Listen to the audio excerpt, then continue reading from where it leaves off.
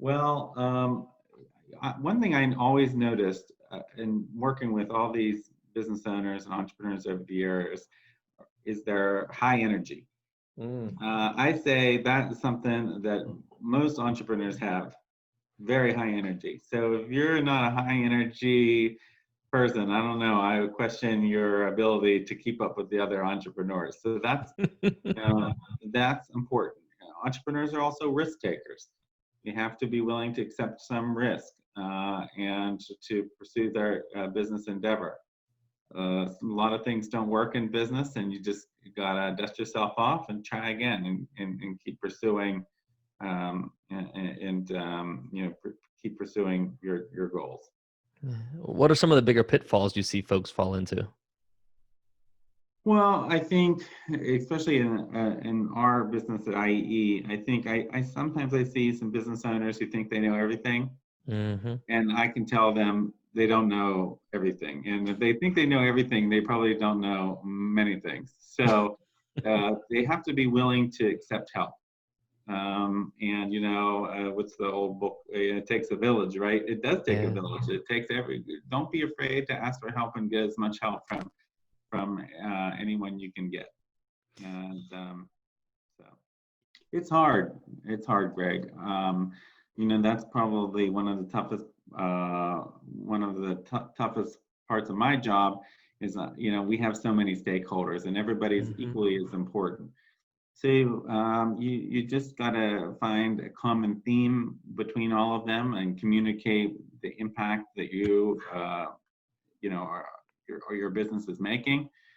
And like I said, went back about building your network. Just communicate regularly. Don't leave them hanging. Mm-hmm. Follow up on your word, and go from there. My Yeah. word is, typically I think my word is good as gold. So I don't. If I commit something, I commit to it, even sometimes to my detriment, my wife says. So, just make sure you follow through with your communication to the stakeholders, and that's very helpful.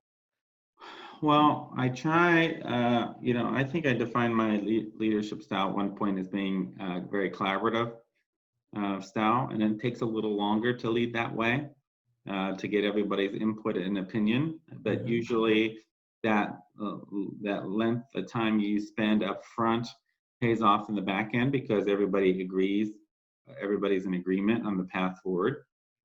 And I try not to micromanage people. Try to let them lead their own programs and areas, and usually that seems to work. Yeah, and having great people, right? Being able to Yeah, hire great people for your team. How, that's important. as you're kind of interviewing folks, I'm curious of how you assess kind of cultural fit. How do you assess if they'll be a good fit for the organization? Well, culture is definitely important. You have some very competent people who are very smart and very capable who don't fit culturally, and they backfired. And Mm-hmm. sometimes, I think in my learning and my leadership, as I grew, that's some of the mistakes I made. I fell in love with the person because they were capable and smart and competent, but they didn't fit culturally. And Mm-hmm. ultimately, that backfired on us. So during the interviews, you want to make sure they have a cultural fit. Look for some traits that or make good workers and good team members. People need to be willing to own up to making mistakes and learning For sure. and growing, and that's important in any employee's development.